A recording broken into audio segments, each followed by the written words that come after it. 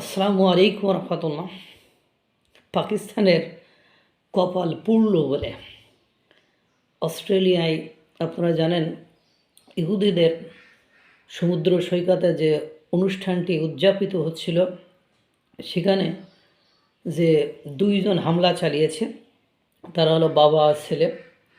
বাবা ঘটনাস্থলেই মারা গিয়েছে এবং ছেলে চিকিৎসাধীন, গুরুতর আহত, তাকে চিকিৎসা দেওয়া হচ্ছে।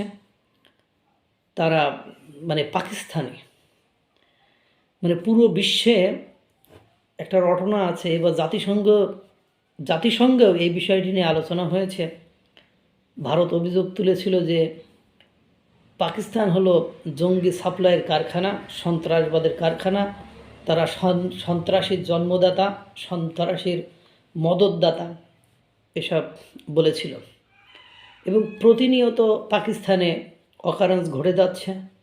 এখন সেই পাকিস্তানের বংশোদ্ভূত দুইজন বাবা এবং সন্তান ইহুদিদের উপরে যে নৃশংসতা চালালো, সেখানে অস্ট্রেলিয়ার প্রধানমন্ত্রী খুব শক্ত এবং কড়া বক্তব্য দিয়েছে যে এটা শক্ত হাতে দমন করা হবে, নির্মূল করা হবে। আমরা এটাকে কখনোই কোনোভাবেই আশ্রয় প্রশ্রয় দেব না এবং এটা রুট লেভেল থেকে নির্মূল করা হবে। আপনারা জানেন অস্ট্রেলিয়া একটি শক্তিশালী রাষ্ট্র, শান্তিপ্রিয় রাষ্ট্র।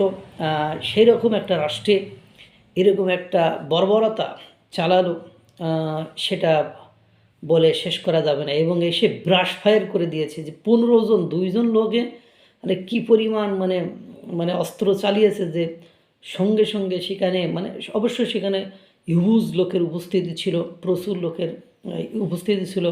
অবশ্য সে দেশের প্রশাসন, সরকার বলছে ইহুদি বিদ্বেষ মন থেকে একেবারে যাতে দূর হয়ে যায় সেই ব্যবস্থায় তারা করবে।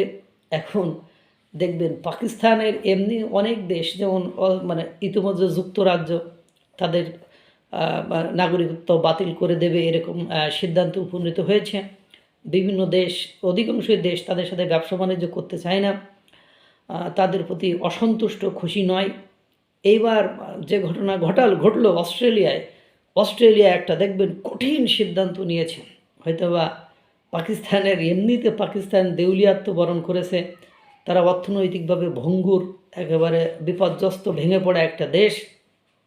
কোনোভাবে মেরুদণ্ড সোজা করে দাঁড়ানোর কোনো সুযোগ হচ্ছে না এবং পাকিস্তান বিভক্ত হয়ে যাওয়ার মতো স্থানে যে দাঁড়িয়েছে।